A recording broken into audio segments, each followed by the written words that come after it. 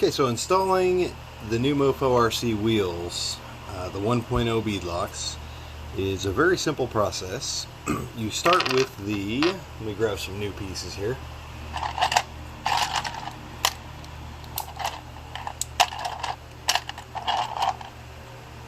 You start with your inner hub. You take your inner hub and one outer wheel ring. First thing you want to do with these is line the holes up. There's a specific pattern that will allow this to line up one way so that all the holes meet each other. And so you look at the way the two screws are facing each other here. And you'll get to one that's real close but just a hair off to the right, so let's find that on here.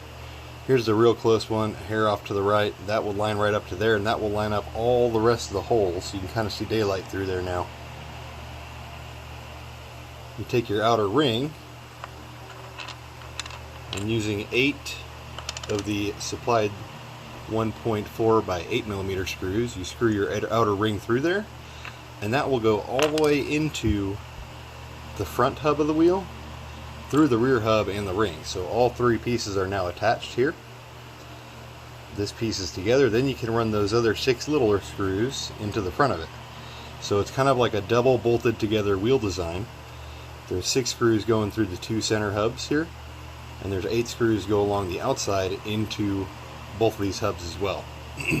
Once you get that done, you take one of your inner wheel rings, and these are chamfered along the outside. It's probably really hard to see. You see that kind of shiny look in there? They're chamfered so that they will lock and grip the bead of the tire. These are designed for use with RC 4-wheel drive tires because that is what's mainly out there right now, and they fit perfectly with the RC 4-wheel drive tires. The inner wheel ring will lock the outer part of the wheel, or outer part of the tire, to that when you squeeze them together. This part is fully assembled. I have the 8 screws through the outside, 6 through the inside. This is the front of the wheel. Just slide that right through here. You see how it just lines up perfectly like that? Then all you do is you can just kind of push these together a little bit. And now that rear bead is locked already, just by pushing it together like that.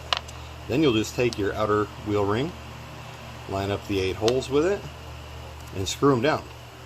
And once screwed down, you'll be able to look in there and see that the ring would be flush in there. Once it's all screwed together, there will be no way to pull that bead out. This isn't even screwed down, I'm just holding it. And you can't pull the bead out of there. When it's screwed, it's completely airtight, it is sealed.